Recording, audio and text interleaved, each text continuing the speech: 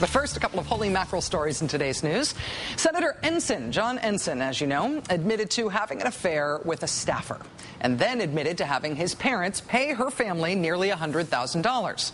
And then he admitted to firing his mistress and her husband and then to maybe hooking up the mistress's husband with an illegal lobbying job. Now the New York Times is reporting that the Senate Ethics Committee issued subpoenas this week asking for documents related to that potential illegal lobbying detail. How has the senator survived in office this long through all these revelations? One factor is that Senator Ensign has had as an ally in the Senate the single most powerful person in the Senate, Senate Majority Leader Harry Reid, who is also from Nevada. And like many pairs of senators from different parties but the same state, Reid and Ensign have long had an agreement not to criticize each other. As John Ensign has lost just about every other ally or friend he's ever had in Washington during this scandal, his deal with Senator Reid has pretty much become his political lifeline. Which makes you wonder what in the world John Ensign was thinking when he broke the terms of his long-standing non-aggression pact with Harry Reid this week and started talking about Republicans defeating Harry Reid in Reid's run for re-election. One of the things people forget is if I resign, we have a second Senate race. For the people who want to beat Harry Reid, you have a second Senate race in this state. That takes the attention off of Senator Reid. And that is the sound of John Ensign burning the last bridge he had left in politics. I wonder how his mom and dad will help him out of this one. Finally, breeding panda bears in captivity is notoriously difficult, bordering on the impossible. I spend all my spare time working on it, and I have never had any luck.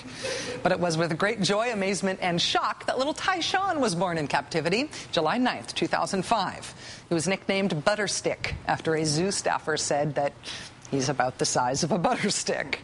Tyshawn was the product of two pandas on loan to the National Zoo in Washington, D.C. from China. And almost immediately, pandamania broke out all over the country. Tyshawn was on magazine covers, on cable news. There was a documentary and loads of official and unofficial merchandise.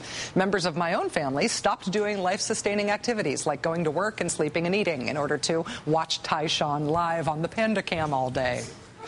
As Tyshawn grew older, we approached the dreaded deadline of return. According to the original deal with China, Tyshawn's parents would stay here until December of next year. Tyshawn, however, had to be returned to China when he turned 2 in 2007. So the U.S. went to China and said, please, oh pretty, please, please, please let us keep this most perfect miracle panda for just a little while longer. And China relented, extending the repayment of panda debt another 2 years. 2 years later, it's 2009. Tyshawn is 4 years old. He weighs a dainty 200 pounds. He continues to attract throngs of visitors, and the zoo has just announced he will appear on a postage stamp. So the U.S. went back to China to say, please, oh, pretty, please, let us keep this most perfect miracle panda for just a little while longer, just one more year. And China said no. Transport permit papers have already been submitted for a January or February departure. Let this be a metaphorical warning about how much of us China owns. What happens when China comes to collect on its debts? Just ask little Butterstick. Bye-bye, Tyshawn.